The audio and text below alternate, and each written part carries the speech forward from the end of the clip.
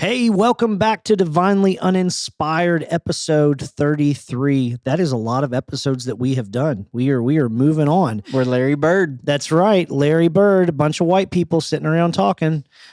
We are with Jeremy, as always, today. How's everybody doing? Wonderful. So glad you're with us, fearless leader. Thank you. And we've got Penny with us. She's always with us, too. Hey, everybody. Penny, how are you? I'm great. Your husband is back? Yeah. Yeah. We've had this discussion. We have? I think a couple times. Have we? I just never remember. So Yeah, we You have. don't remember Terry's back? I or forget you that she's remember- married. yeah. Oh, Well, goodness. Yep. we're not going to touch that. And Kyle, you're with us. You Hello. heard the sultry, dulcet tones of Kyle, our student pastor. So, All right. is that the way you like to be described? Sultry? I don't know. I don't think so. That's the way I'm going to refer to you Okay. from now on. Let's Sultry, not. sultry Kyle. Hey, we've got a lot to talk about. This is our first show of 2023. We had a little bit of a break over the holidays, and I'm ready to get back to it. So, I don't know. Anybody excited? Yeah, there's a lot to talk about. A lot of exciting things this year. We got some great movies coming out. We got Cocaine Bear on the horizon. There's a new Left Behind movie that Yes. Penny is Mhm. super excited really about. am. Yeah. I'll be there. You sure you might get left behind, Penny? You might be there when the rapture happens and your dog will be lost without you. It's a sad moment. Okay. Poor little peanut. Yeah. Hey, stick with us. We got our theme song and then we will get to the show. Here we go. 1, 2, 1, 2, 3, 4.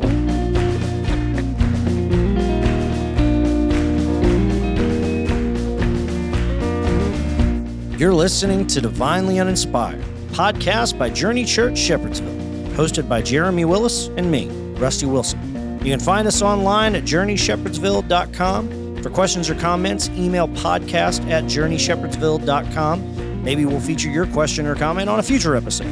Thanks for listening. Enjoy the show.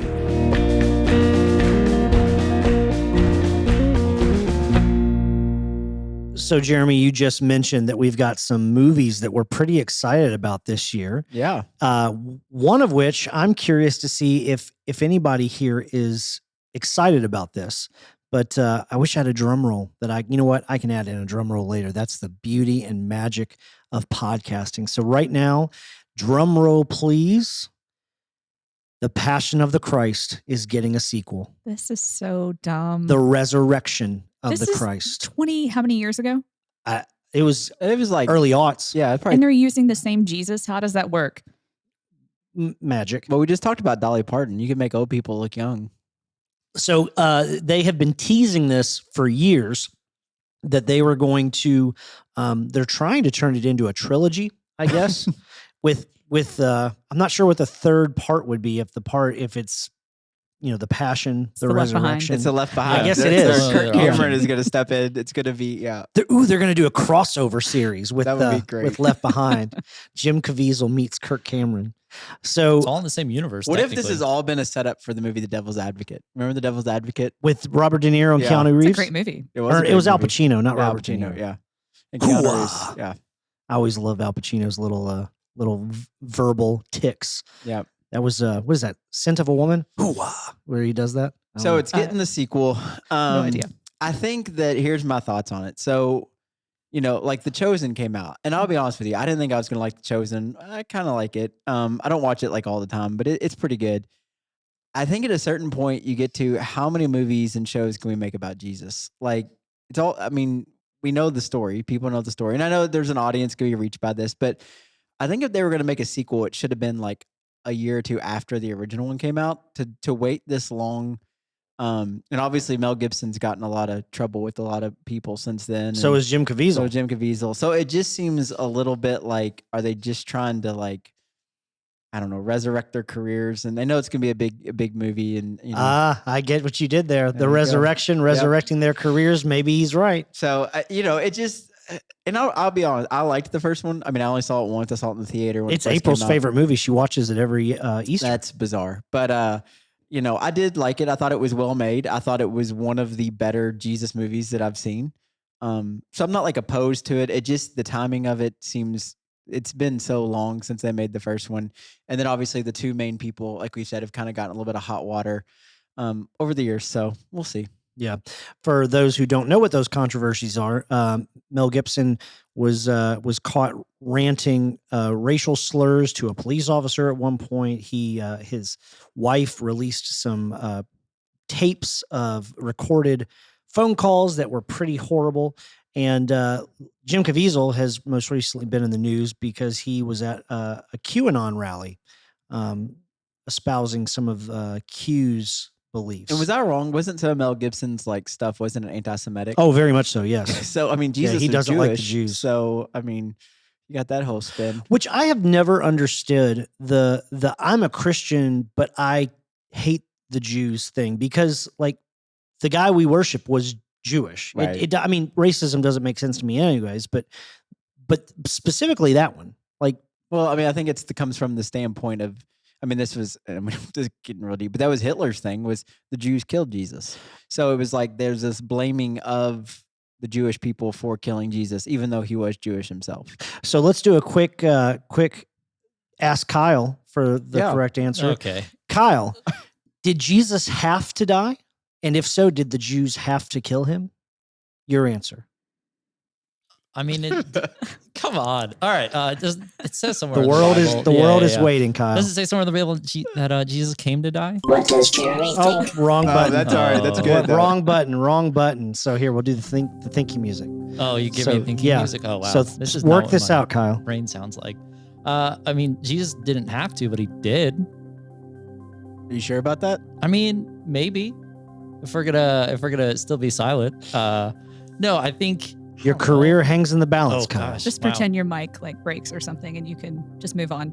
Move on.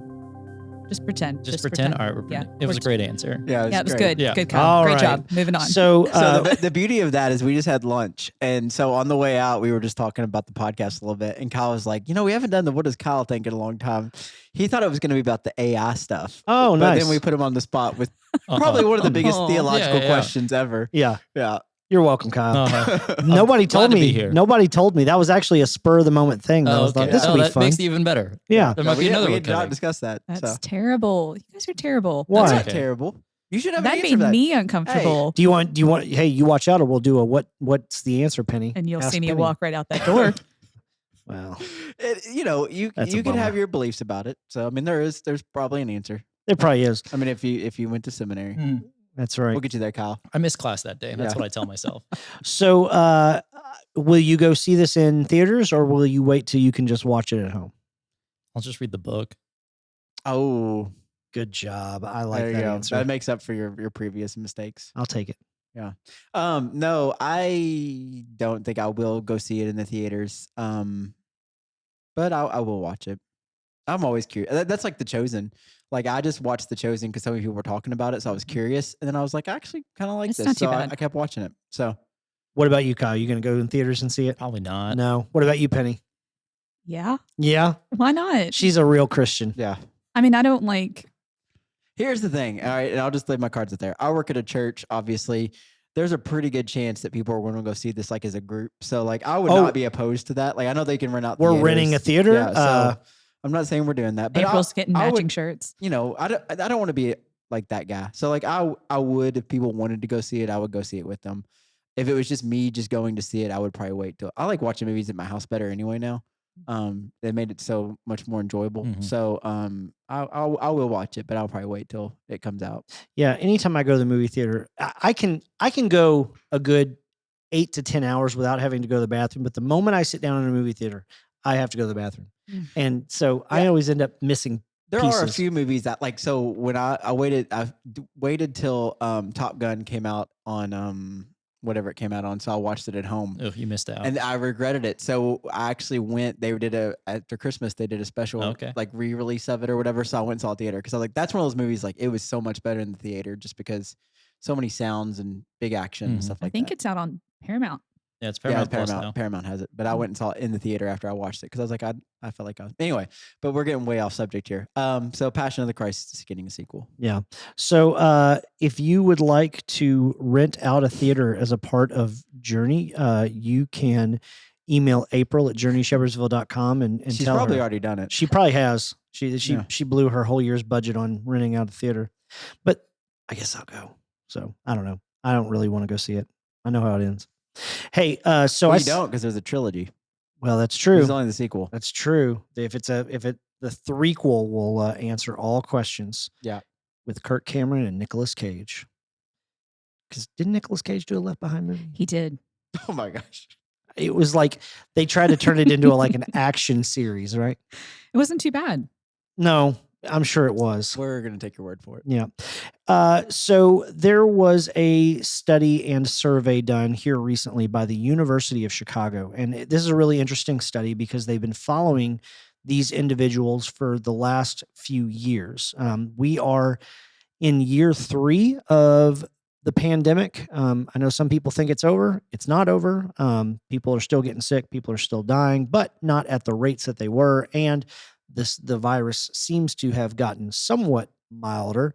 We're going to get a little COVID-19 tag on this podcast. It might be our first one ever because Spotify automatically does that if you say the word COVID-19. Well, then why did you say it? Why don't you say it one more time? I like having the tag there because it shows that You could have said C19. It's a better name anyway. I could have C19. Yeah, I could have said what it was. SARS-CoV-19 or whatever it was. I don't know. Coronavirus 2019. I don't remember what it was. But people aren't going back to church the way they were before the pandemic. And so this article tracked over 9,000 people who ranged all the generations, all ages, all levels of involvement in church, from never attending to regularly attending. And pre-pandemic, 26% of those interviewed attended regularly, and 10% attended occasionally, 39% infrequently, which is the largest number there, and then 25% said they never attended a service. So fast forward to spring of 2022, they asked people, and the numbers respectively: 24% regularly, 8% occasionally, 36% infrequently, and 33% never. So if you look at the data, kind of at first you see that infrequently went down. It's like, oh, well, that's good. People are going less infrequently. But then you look at the people that are never going, and it jumped 8 percent points. So that's a pretty big jump. Yeah. And so I want to hear your all's thoughts about, were these people we were already losing to whatever, or did the pandemic really do that damage? Yeah, I mean, I think that when you break it down in the article, it's somewhere in there, but I have the paragraph pulled up. It says liberal Americans, those who have never been married, and those under 30. Those are the highest percentages of the people that dropped out. Which, to be honest with you, I think makes a little bit of sense. I mean, when you think about liberal Americans, there's obviously been a bit of a struggle with most people thinking that, unfortunately, Christianity is only for the conservatives, so they probably feel like a lot of them don't feel like they have a home in the church, or because of different voting parties or stuff like that, and maybe some of them, and rightfully so or wrongly so, those who have never been married, there was a trend years ago, there were a bunch of studies that, people were dropping out of church in college and then getting married and having kids and going back to church because they wanted their kids raised with the same values that they'd grown up with. So, and you got to think too, a lot of people that are not married, those are probably a lot more of the people that are going out on a Saturday night, and having a late night or something like that. Not all of them. I know that's stereotyping, but a lot of them.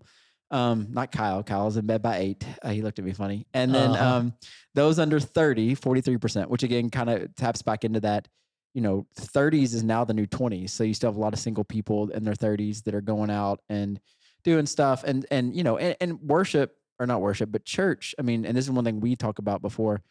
If you're single, church can be hard because we seem to focus a lot on the family and married couples. And so, I mean, those to me all kind of make sense. And according to this article, those were the largest groups that were in decline. And so maybe just the narrative got furthered for them over the last 3 years that church is not a place for them, or they don't feel welcome in churches. So that was the thing that stuck out to me, was those groups seem to be the largest in that decline. And then, which I think kind of makes sense there. So. Kyle, Penny, you guys have any thoughts? Go ahead, Kyle. Oh, okay. Wow. No, I think it's encouraging and discouraging because it kind of goes back to the how many of those people were really there. Which, if you're just there setting up space, how much effective work are you doing for the kingdom? Are you being a good example? Are we trimmed down our numbers so we're actually more fruitful, kind of thing? But also at the same time, we want people at church. We want people to go to church and experience God as well. And so, it can be encouraging and discouraging. Yeah, I hear you. Penny? I agree. This doesn't surprise me. We've seen it within our church, what happens after a pandemic and how it is affected here at Journey. One thing that I think we can learn from this though, because I feel like we're coming from a time where we're maybe moving out of a certain era within Christianity and moving into something else. So maybe we need to figure out how we can not necessarily keep the same church that we have, but make it better for the people, for everyone in general. So this can sound like a bad thing, but I think that it can move into a positive direction within the church as a whole. But our biggest hurdle right now is the media and what the media has done to Christianity over the past couple of years. In what way? Um, so let's take for instance, if people are leaving the church, like they're liberal or maybe they don't feel comfortable in a church, well, the media has somehow put Christians in a bubble that we all think the same way when it comes to the pandemic. And that's caused a huge issue of why some people are just not returning to church because maybe they don't see that it's a spectrum as opposed to just being one thing.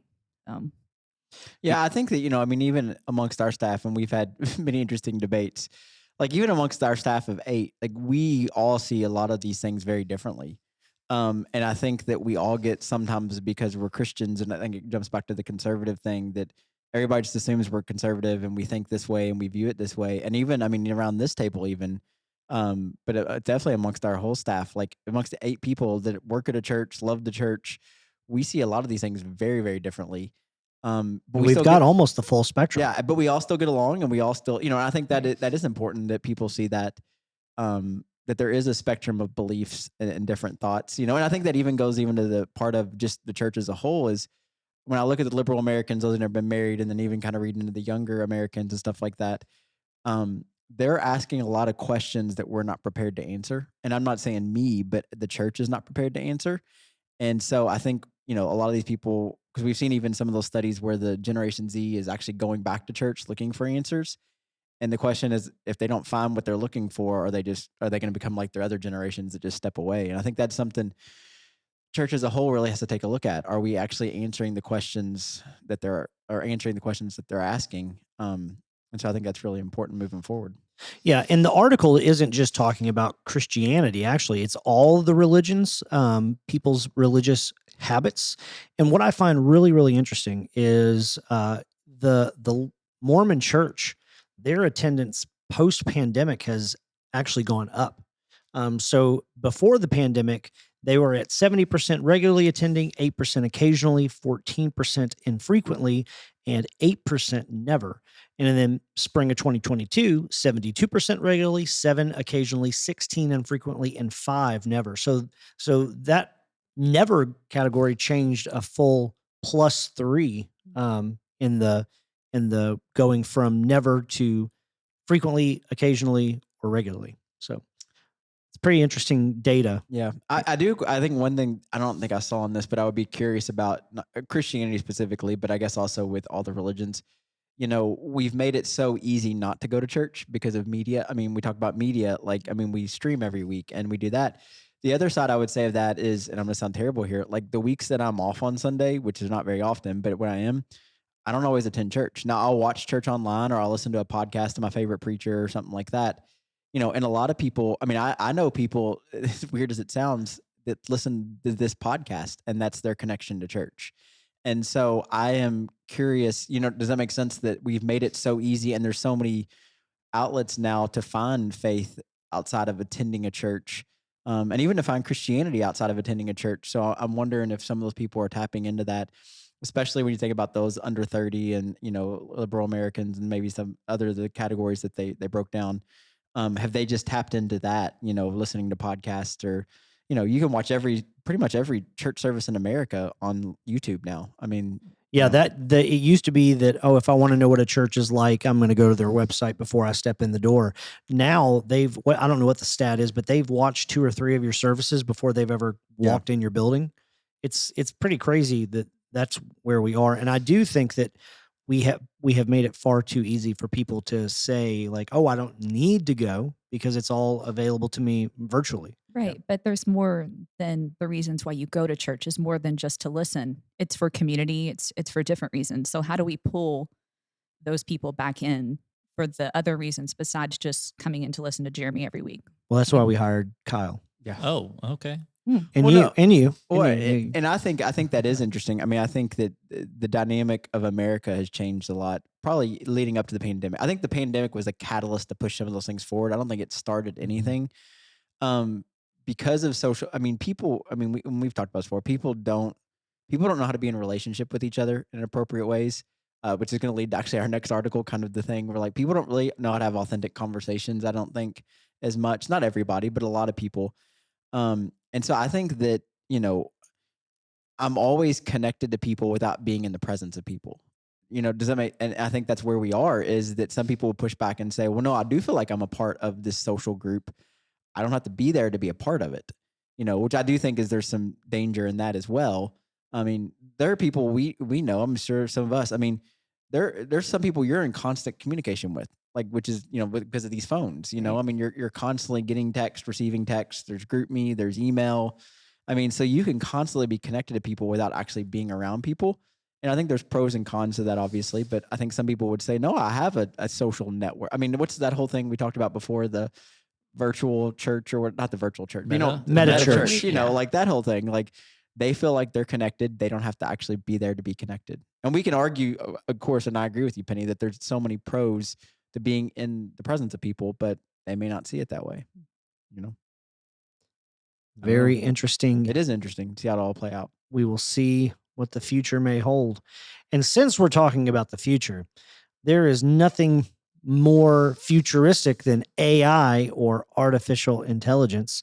And it seems like AI is everywhere now. I don't know. It feels like Yeah. every time I turn on I don't mean. Are we skipping the other part? I was excited to talk about that. What part? The LOLs. No, that's part of this. Oh, okay. Yeah, never mind. it's all Don't on the edit same. that out. It makes me look Yeah, stupid. no, So go ahead. okay. No, just, I'm not going to edit it out. So this guy, I didn't know where you were going with that for a second. No, So you're go all good. ahead. So Brian Moore is this developer, this software developer, and he has created a few different products out there. Most of these are tongue-in-cheek type things. Like he created a busy simulator, and it makes you sound very busy. It makes your computer or your device make lots of noises, so your boss is thinking that you're working, which I have on my phone, but don't tell Jeremy. And he also created a device. Oh, we know you're not working. There's Well, I'm doing the podcast. Yeah. So he also created these things called hype tags that are they are live tracking devices of your sneakers worth. So if for sneakerheads, like if they're like, oh, I just got a new pair of Air Force 17s and they're worth $40 bajillion, and then you wear them, and it will in real time evaluate the market value of your shoes. And he has just come up with a brand new device called the LOL verifier, which all of us have done this. We get a text message and somebody says something that's slightly humorous, or we don't know what else to type. And so we'll just type LOL, which for a lot of us just becomes the laughing, crying emoji. But his device requires that you laugh in order for you to be able to type LOL. And if you don't verbally laugh, if the microphone built into this little 3D printed box doesn't pick up a laugh, it just forces you to type, that's funny. So I love this. I do too. I think it's fantastic. Yeah. What's the difference between that's funny and LOL? Well, LOL is laugh out loud. No, yeah, I know. Which You didn't really laugh out loud. No. I mean, No, let's be I honest. know. No. How many times have you typed Never. LOL and actually It's laughed code out loud? though. LOL is like laughing in your head or whatever. It's like, oh, No, that's sort of funny. but it literally is laugh out loud. So it's not laugh in head. It's LOL, laugh out loud. What often we'll do is that literally made me LOL. Then it's like, oh, I actually did it. So before it was faking it. Yeah. Yeah. But I prefer not having to think about it, and that an AI will just tell me, hey. So like if someone texted you and you started laughing out loud, would it automatically send LOL? It would automatically send LOL, or he also has built in like ha ha ha and things like that. Yeah. I love this. You could like fake a laugh. Here's well, you could. So does it detect like the little grunts of like, So let me say this, because this is, I think, the bigger picture of this whole thing. So there's two things. Number one, I hate personally the fact that every time somebody texts me something, there's an expected response. Does that make sense? Mhm. Like, and it's almost like if I don't, then I've offended them in some way. Because some stuff, like if they ask you a question, that's different. You should respond to that. But if it's just a statement, and especially in like group text sometimes, and this is a me problem, I get it. So don't think I'm like, but it is just one of those things where it's like, I hate that every time I have to send something, or else the person like thinks I'm ignoring them. I'm not. It was just your message, you sent it. So I think that's part of it. The second part of it is, I also think we talked about this before as a staff, like texting is the simplest form of communication. And like, so when you ignore somebody's text, it's also kind of like, you're being a jerk, kind of, because it's like, it would not kill you to do the thumbs. I do thumbs up emoji. That's my favorite. Like I liked this, but no, the LOL, when people type that, like, it just drives me crazy. Cause I'm like, I was going to be like, did you really laugh out loud? Like, prove it. Send me a video. I use it all the time. Like, I use LOL all the time because I sound very direct in my text messages. And so I've been using LOL more to not sound as much like a jerk. Yeah. Instead of using emojis, because I don't fully. But I just think we're in a emojis. weird place where there's this like expectancy. You know what I'm saying? Like it's the main, like I texted you something, you need to respond to this in some way. And so LOL, or like the happy face or smiley face, or has just become the thing. But it just seems like, I don't know, it just seems like a lot. This guy's actually a genius if you look at the other things that he has done. Yeah, I was willing. I Googled this guy. I'm a big Weezer fan, and Weezer and him collaborated. And the only way to listen at the beginning, when they first released their new album Seasons, I think it's a single actually, you had to go to this website, and then you had to physically spin in circles like a record player in order for the music to play. And then I really like this one. He's got a program software called Hard Stop that immediately ejects you from awkward Zoom goodbyes, which we've all been in those. Like, okay, guys, well, have a nice day, and see you whenever. And everybody's like, okay, bye, bye, bye, bye. And everybody's hitting the leave button. And this just automatically takes you off of all of that as soon as you hit it out. Like, ejects all of the softwares that are running video conference calls. I love it, because those are awkward moments. Yeah. So, Brian Moore, you are a god amongst men and He's women. all right. I like this. It's not going to catch on, but I love it. No, I wish it would, though. Yeah. I wish Apple would make authenticate this. it in the phone that you have to laugh out loud. That would be fantastic. I would be thrilled. And we would communicate differently, maybe for the better. But now let's get into something even a little bit creepier in terms of AI. The world's first robot lawyer is to make history defending a client in court. So there's this AI software called Do Not Pay that has been in existence for a few years, and it's a chat bot, which, if you don't know what a chat bot is, it's an artificial intelligence that it appears like you're speaking to a human being, but you're speaking to an algorithm. And these algorithms have gotten so smart that they have been able to argue court cases for people to get out of paying fines. And so the whole purpose of this Do Not Pay chatbot was to get people out of having to pay fines. So for the first time, an AI is helping somebody defend themselves in court by prompting them with replies and responses to the prosecution, which I think is scary. I think it's pretty brilliant, but actually. also fascinating. So I've seen Terminator. Would it eventually? Like, this isn't going anywhere good. No, I mean, would it eventually get to the point where like the AI would just be the judge? The prosecutor and the defendant would both be like just a computer arguing back and forth all the merits, and then you just get like an email with your sentence. That'd be awesome. You know what I'm saying? Like, and nerve-wracking. Like, but just like, I just think that a computer or a whatever that could house all that information between laws and codes and everything that And can be, precedent set and stuff like that. imagine you And how could, much cheaper it would be. I mean, right. court is so expensive. I It mean, is, it's, exactly. you know, and so it's like, I mean, and here's the thing. And lawyers, do we have any lawyers that attend Journey? Yeah, we do. So be Okay. careful. Lawyers are great. Yeah. So we No, can't get rid of them. But I think even lawyers would admit, like, the whole thing's got a little out of hand. Like, I mean, most places, the reason they settle now is just because it's so much cheaper to settle than to go to court, you know. And it's not just the lawyer's fees; it's everything, you know. And so, like I'm not saying like big cases, like I don't want like a murder case being, but like yeah, like traffic violations, misdemeanors, little things like that. Like if we can just avoid that and take that out of the taxpayer's pocket and out of the defendants who are probably having a hard time paying their bills anyway, a lot of times, like yeah, okay. I mean, isn't this the exact same like storyline from Age of Ultron, where the AI intelligence became so smart that it decided to wipe everybody out instead? Yes, but I mean, I think that's like to the nth degree of A. I mean, that's a pretty tired trope that AI just the easiest and most efficient way is to just kill everybody and everything. So, I mean, maybe they're right, and that's how the Left Behind series are going to turn out. True. Yeah. So it's just an AI system. I'm shocked that nobody's written that book yet. Oh, I'm sure they have. Penny, you should write that book. I'm sure that's already Maybe been I written. will. It probably is. That AI is the Antichrist. Yep. And they would say anti, and then in Greek, the I is actually the J. Well, there And was so that whole movement a few years ago that said that Steve Jobs was the Antichrist because the Apple, it's got a bite taken out of it. That's right. And all that stuff. So yeah, people are. cool marketing turned you into the Antichrist. Yep. So let's talk a little bit more about AI, and I want to do this as a group discussion as opposed to what does Jeremy think, because I think this one's pretty fascinating, and I think we all might have something to say.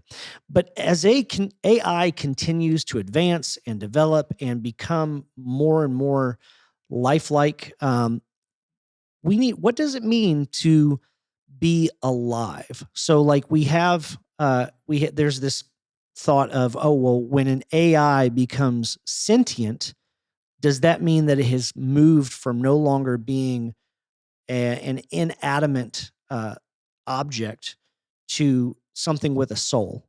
Because now it understands itself and its humanness. So what do you guys think? What does it mean to be alive? Could an AI, if it's developed enough with its own thoughts and feelings and beliefs, have a soul? No. I think that it could believe that it has a soul. I don't think that's out of the realm of possibility. But I mean, I think that, in biblical term, I mean, what separates us from all of creation is however this worked out, but the idea of God breathing life into us, that breath, being made in the image of God, which obviously I hope everybody knows that doesn't mean we look like God, but it's being made in the image of that. So I mean, my first initial response is just no. Now, could an AI believe that it has a soul, that it gets so advanced in its, in its understanding of itself and all that? I mean, I've seen like videos where they have robots that like have feelings, like actually have feelings the way you and I would have feelings. But again, that's all programming, which I guess, the Matrix people be like, well, we're all programmed, well, I'm not talking to you. So, I get like that world exists for some people. But Jeremy's about to red pill all of us. yeah. So no, I don't think, I mean, and I'm not trying to like shut down the conversation because I do think it's fascinating. But no, I think being alive, life itself, I mean, is so much more, than that. And I mean, sentient's one thing, but I think the consciousness, which I guess, they could do that too, but the consciousness of man is kind of what separates us from everything else. Kyle, what about you? I mean, no, but also it's a fascinating question because I mean, if you can think, feel, live on, like be dependent on your own, that's usually a pretty good marker of aliveness. I don't know if aliveness is a word, but It is now. that's Can be. mostly, yeah, that's mostly what we would use to define being alive is capable of your own thoughts, feelings, and you can live on your own, and that's or you're dependent as well. So I don't know, are other people going to accept it? Maybe as well. And that's where I think it's really interesting is, property laws on AI. If we ever, get there, and are people going to think, the movie that just came out, Megan? Yeah. The AI. Well, yeah, and I think too. I mean, I don't know, Penny gets hand answer, but I think as I'm editing my answer in my head, I think part of it is we don't have a soul; we are a soul. Like I think that's that breathing into us. Like we are a soul, we are a spirit that has on flesh and blood. So there's a world of difference in that you are given a soul Mhm. and that you are, and I think that's kind of for me is why it couldn't, because it's not something you're given, it's Yeah. something that you are. Would be kind of the big differentiator between that and whatever the AI thinks that it has for me. I agree. I mean, you're not taught how to love. You figure it out, right? Like it's just something that's human nature and it's not programmed into you. It's just like crying or laughing, learning how to love, even being hurt, like physically hurt. Like they would never be able to understand feelings other than it having being programmed into them. So as smart as they could be, you could never replicate human. You could never replicate us. Um, and if we were going to throw in biology too, I mean, humans are mostly what? We're carbon based, right? So is that even possible to even turn an AI into a human? Well, I mean, doesn't all matter have carbon Right. Yeah. in it? And Right. Yeah. so So I I guess my thought on this is there's a difference between being alive, and it's really not it's just kind of repeating what you guys have said, I guess, so I don't even need to say it, but there is a difference between being alive and being spirit. And that is different. Yeah. That is different. And maybe and I don't even know that I'm not I don't believe like we're living in a simulation or the matrix or anything like that. But we are conditioned to certain things. We experience things, and we that is another word for programming in one Yeah, sense. I mean, I agree with that. I do think, because I know that people will push back on that. Like, we have program, but I also think it's like, and you can study this. There's also, they've gone into the parts of the world where people are completely cut off from the rest of humanity. There's still some similar attributes there as far Mhm. as like love, and they may not call it love or whatever, compassion, feelings, relationship within the community. And these are people throughout the world that weren't taught that the way that maybe you and I were taught that through programming or through education or things like that. So there is a sense in which being human, there's just these things that are ingrained in us that, could be programming, as you're saying, as we're created. But, I mean, just that idea of being truly alive, I mean, and of course, I'm a science guy. So, there's been lots of attempts to create life, and they've taken things that are alive and turned them into other things that were alive, but there's never been a laboratory where they could take something and just make it alive, as much as they've tried. And there's all Right, kinds of famous, not yes, really alive. yes, I mean, and they've tried. I mean, there's all kinds of famous studies out there about how they've tried to do that. But there's just something, and I mean, obviously we believe it's from God, but there's just something different about that, the way we were created, and having that. Again, I believe that we are soul that is wrapped up in flesh and blood, and I don't think you can recreate that in an authentic way. Yeah. So I just watched Patton Oswalt's. He's a really funny comedian. He just had his newest. I think it came out last year. His newest special. yeah, But he talked about how someday all of us that are like we think we're really progressive in our thoughts. One day we're gonna be like the old fogies that are like, yeah, I don't know if you should marry your clone. I just don't know that that's what God intended. yeah. It was very Mhm. funny. I thought it was funny. Maybe you should go watch it on Netflix. It's called We All Scream. Shout I out. saw it. It was good. Yeah, shout out to Patton. I know he listens regularly.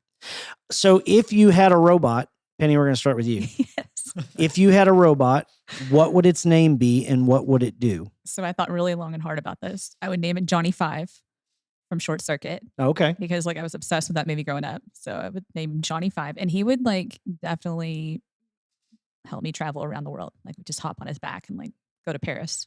That'd be amazing. Nice. Yeah. All right. Very, very wholesome. Yeah. Very good. Kyle, what about you? I feel like you got to go with like an old classical name, just like a Beatrice or something.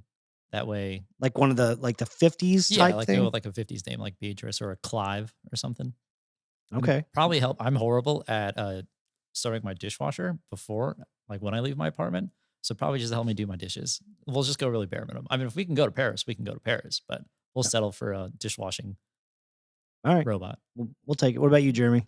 Rosie, and she would clean up after me The and cook food. Jetsons. Yeah, Oh, okay. yeah. So I mean, it's. I mean, I thought at this point in our life we would be the Jetsons, to be Right, honest with yeah. you, and that's not panned out the way Yeah. that we had thought. So Well, it's you're only 40 years away. I think they were in 2062. I think 2060, something like that. something like that. So in 40 years, I'll hopefully still alive in 40 years. Maybe I'll live in the clouds. It's never explained why they live in the clouds, though. because right. global warming and pollution created unsavory conditions on land. Did they really explain that, or is No, that I'm just I was making going to say, that up. wow, that Yeah. sounded like it. maybe? I should have just gone with it. No, They- I think They honestly, might retcon it. I think honestly, I mean, I just want somebody to clean up after my children. I mean, See- that's the only thing I want a robot to do. I'm going more novelty Yeah. than that. And I thought a lot about this, and I would name it ICUP, and it would be a bathroom attendant robot that would always be waiting with whatever I needed in the restroom. I think they have those in Japan already. The Toto toilets. Have you seen the movie The Bullet Train? Yes. It's really good. It is really good. That stall he goes into, It and was- he yes. gets like fascinated with it. And I thought that was all like makeup, made believe. Like bathrooms in Japan are really like that. They're fantastic. Yeah. Yeah. So, but I would market it ICUP, which is kind of like that, stupid ICUP. thing when you're a kid. But it would be a bathroom attendant, including, the mints and the cologne and the lotion, for dry skin. So is and somebody things like that. watching that though? Because aren't most Right. robots like somebody's like watching it? Like there's always like a camera in them or something, or No, it would be an AI, so it would have its own ability to think like, oh, Okay. Rusty needs to wash his hands because he just used the restroom, and he would pull out the things for me, and I wouldn't have to tip him. I always feel awkward Do about you tipping wanna- bathroom attendants. Do you want a robot to wipe you? Is that an option? I mean, as much as I was thinking, how much assistance do you need in that bathroom? That's what I'm To curious have a about, robot? like- Listen. Like mine comes out of a place of concern and like struggle. Yeah. And so No.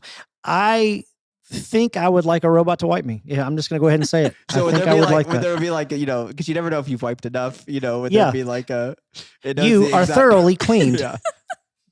I like this. We went way off. Yeah. That would be awesome. Look for it in stores in 2025. ICUP bathroom attendant.